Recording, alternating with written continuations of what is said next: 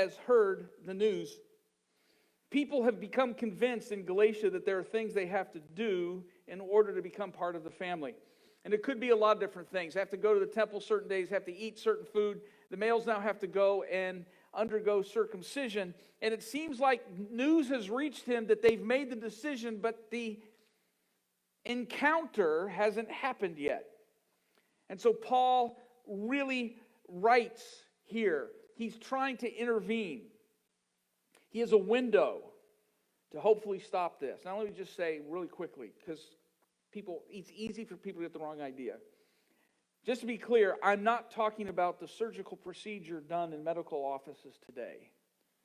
What I'm talking about is this is language used to represent a whole host of things that people had said in order for you to become part of the family of God, you have to do all these sets of things.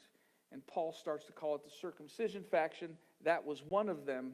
But I'm not talking about the medical procedure. I'm talking about the religious procedure. It's the same one, but the focus is different. I just want to be clear. Done to mark someone as distinctively Jewish. Let me read this out of Galatians chapter 5. Paul writing and says, "For freedom Christ has set us free. Stand firm, therefore, do not submit again to a yoke of slavery. Listen, I, Paul, am telling you that if you let yourselves be circumcised, Christ will be of no benefit to you. Once again, I testify to every man who lets himself be circumcised, that he is obliged to obey the entire law. You who want to be justified by the law have cut yourselves off from Christ. You have fallen away from grace. For through the Spirit, by faith, we eagerly await for the hope of righteousness. For in Christ Jesus, neither circumcision nor uncircumcision counts for anything. The only thing that counts is faith working through love. You were running well. Who prevented you from obeying the truth?" Paul's listeners would respond much like we respond, much like Mary Magdalene, played by Deborah Messing, respond here. I'm not a slave. Don't call me a slave. I'm free. I do what I want and when I want. And for many people, far too many people, they love the idea of freedom. They love the even illusion of freedom. And they think freedom is I do what I want, when I want, how I want it, however I want it, and that's free. Except I'm not sure that's what freedom is. Freedom is something far more. Freedom is the absence of constraints. Freedom is the ability for you to act without hindrance, not only for your benefit, but for the greater benefit of those around you. But a lot of people, and most people you meet, do not have that kind of freedom. They're always pulled down, constrained by things in their lives. If I'm addicted, I may want that next drug. I may want to do it when I do it, how I want to do it, whenever I want to do it, and I have the freedom to do it, but of all the things I am not free. Sometimes our slavery, and the thing that most people experience with slavery is quite voluntary. We sign up for it. I have to have the latest iPhone. I can't be caught dead with iPhone 10. What will they think of me? What are we on, 13 now? Something like that? I'm an Android person. I have to have the latest style. Oh, I can't be caught dead in those boots. Those are so 2018. I don't know, I'm just throwing stuff out. Other people have to work endlessly to buy, to get, to achieve those things they can't really afford to get or achieve, but they just don't feel complete unless they have it. You're not free.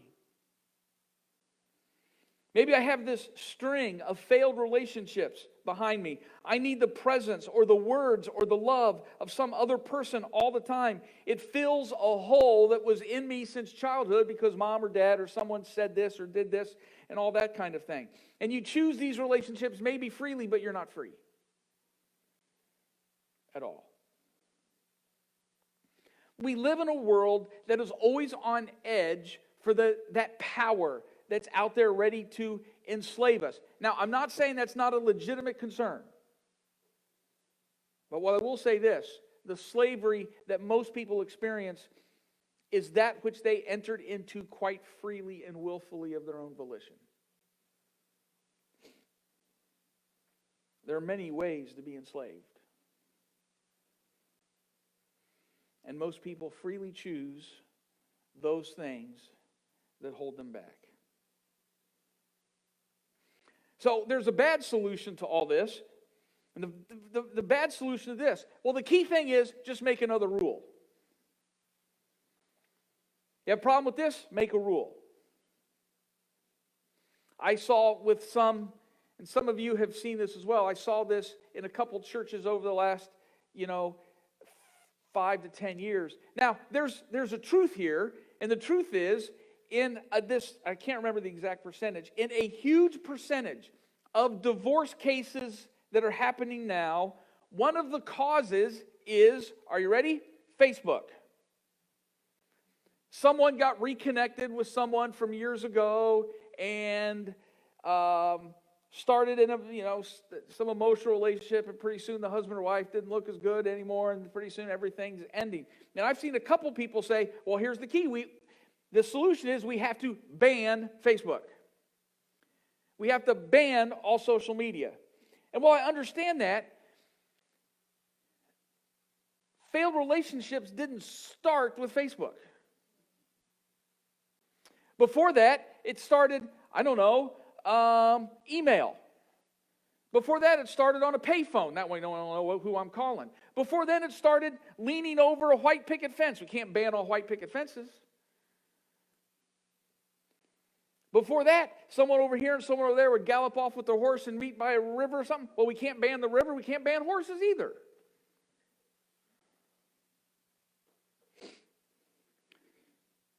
Here's Paul's point. It's one of his points here. And he says this: if you say that I have to go and undergo circumcision in order to be part of the family of God, it's bigger than that. It's bigger than what you think. That means you're on the hook for every single rule. And once you say I have to do A, then someone else can say, well, what about B, C, D, E, F, G? Pretty soon you're on the hook for the entire rule book, and it becomes an impossibility. Given to one, you have to consider everyone.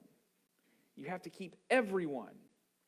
And we do that in other ways. Here's what you have to do. Hide every weakness. Don't let anyone see a chink in the armor.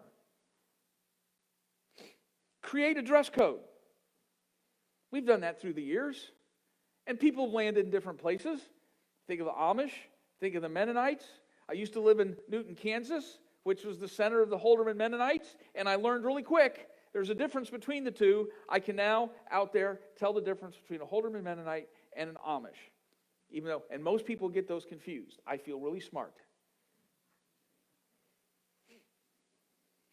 Suppress every bad trait. Look good enough and you'll be good enough. Present the proper facade on a social media page. Be sure it's the right picture and the right angle and all that kind of thing. And pretty soon everybody thinks your life will be just right, even though it's not. But this isn't even the issue here. This is sometimes our issue. Paul's operated at a different level. There's a group that had to convince the Galatians that they had to become Jewish first. So then it becomes a problem. You had to look like them, act like them, become them, and only them, and then you have access. You could be part of God's family. Sometimes temptation is we do the same thing. You have to look like us. You have to vote like us. You have to agree with us, whoever the us is, on every single issue and every single situation. And if you don't 100% agree with every single thing that we do, well, here's what we can do now. You're just not a good person. You deserve to be ridiculed. You deserve to be screamed at. You deserve to be isolated. You deserve to be fired from your job. In the new term of the last 2 years, you deserve to be canceled.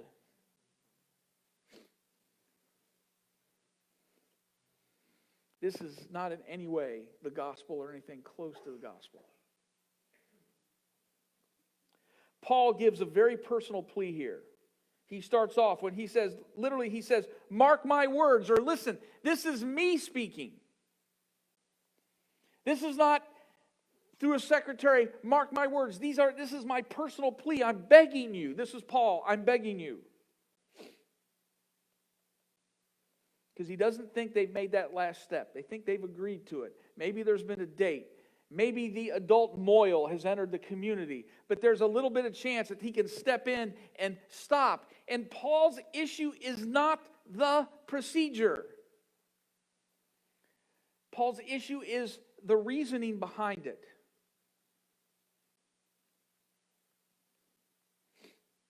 I don't have anything against women. I don't have anything against your hair in a bun and a little white bonnet. Not my thing. I have no problem with that until you say that you have to do that in order to become part of God's family.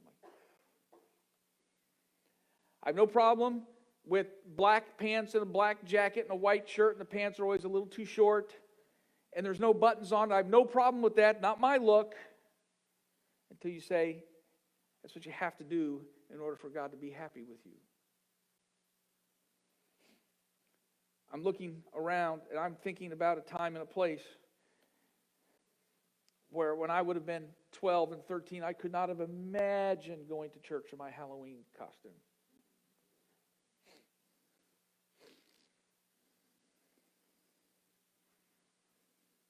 Paul is trying to stop an attitude. He's trying to stop this false presentation, this bad solution. When everybody says everybody has to look alike, act alike, sound alike.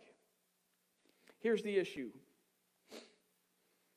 It's always funny that often, sometimes younger people do this. They go, Mom, I'm independent. I got to dress the way I want to dress. And then you go to school and they're all dressed the same way.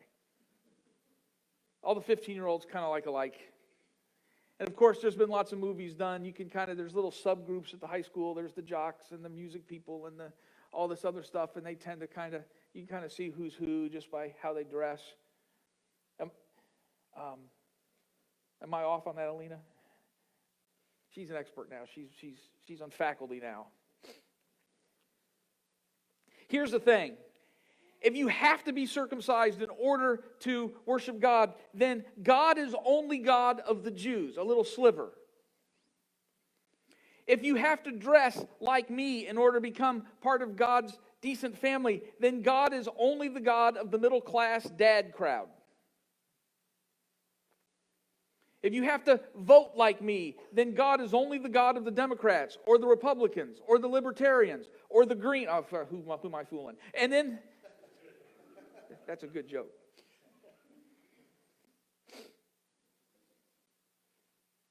If I have to agree with you on climate change, if I have to exactly agree with you on corporate bailouts or any host of current issues, then God has become nothing more than a vehicle for my personal beliefs. And I just pull God around in my bag to unleash God when I want to use to support what I think is the greater idea, and that's my agenda.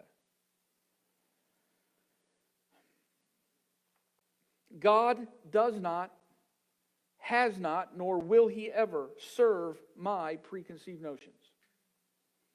My notions, my thoughts, my words must serve Christ. I think my hope is that there would be Christ people at the Democratic National Convention. I don't think Jesus would be welcome there, but I would hope there's Christ people there. I'd hope there's some Christ followers at the Republican National Convention. I don't think Jesus would be welcome there, but I hope they're there. I hope Christ followers are present at the Galactic Senate.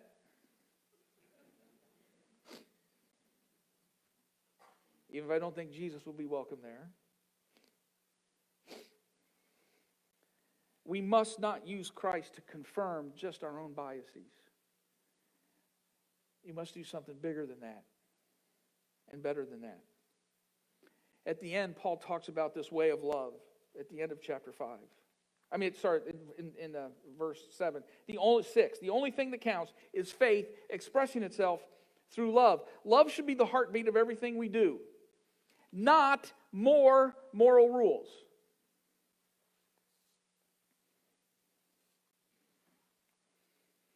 You can pile up more rules, pile up a bigger facade, and often it just hides the rot. Sometimes you might be painting an old fence. I'm going back to Tom Sawyer, and you can put, when wood gets soft and old and it starts to disintegrate, I can put a brand new white coat of paint on it, but the rot's going to continue. Something's got to transform the fence.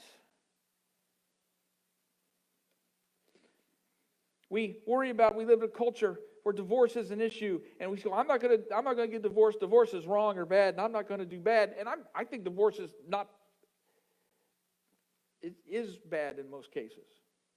But that's not why I avoid it. I avoid it because I remember 35 years ago I took these vows. I promised to love, honor, cherish till death. I meant it. See, love is hard.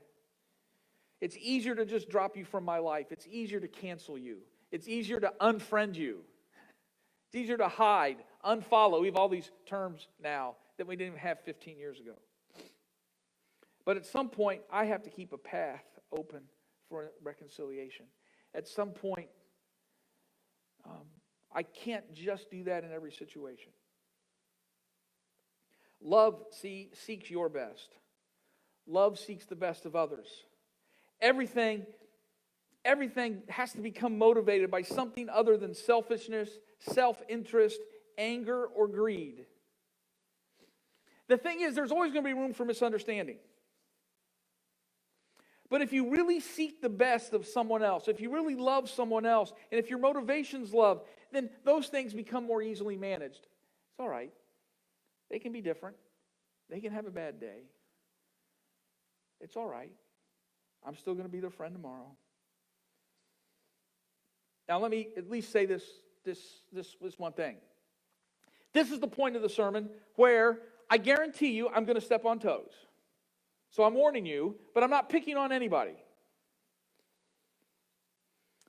And I'm not stepping on toes because I desire to. It's because I'm going to say something that is truthful.